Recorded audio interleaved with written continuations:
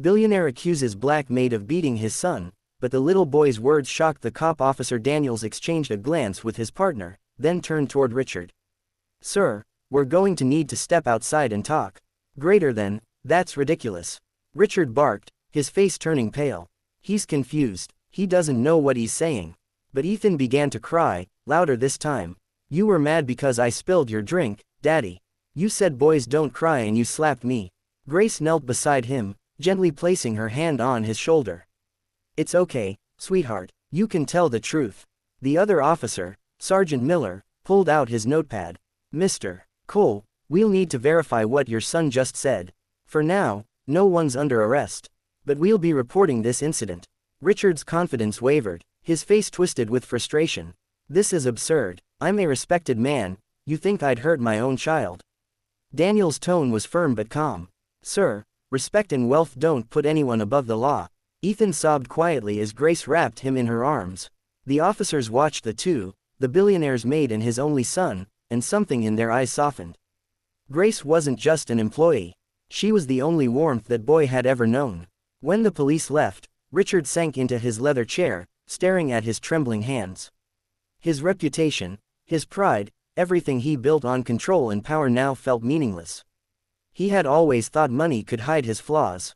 But now, even his child's love seemed out of reach. The next day, news spread quickly among the staff. Some whispered about how Grace was innocent. Others feared she'd still lose her job. After all, billionaires didn't like to be embarrassed.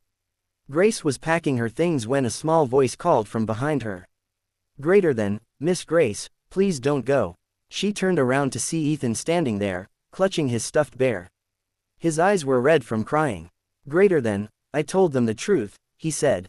I told the police it wasn't you.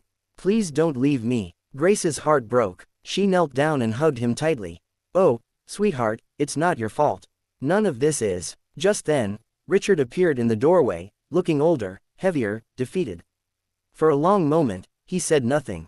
Then quietly, greater than, Grace, I owe you an apology. Grace straightened up. Sir, you don't owe me anything. I just hope Ethan will be okay. Richard nodded slowly. He will. Because of you. I was blind. I thought being a good father meant providing money, schools, luxury.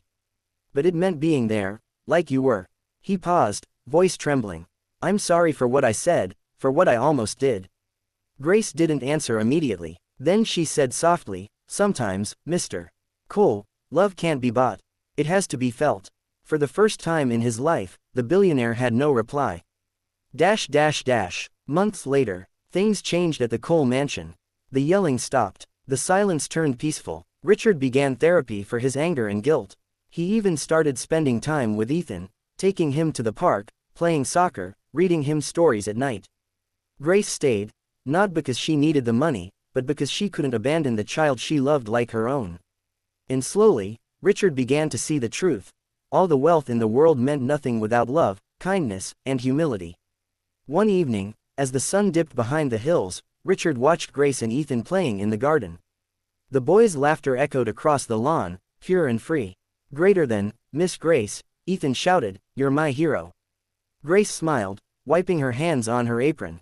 No, sweetheart, you're the brave one. Richard turned away, wiping a tear from his eye, a man finally humbled by the truth his little boy had the courage to speak. Moral of the story, money can buy luxury, but not loyalty. Power can demand obedience, but not respect. Only love, compassion, and truth can build a home, no matter how big or small it is.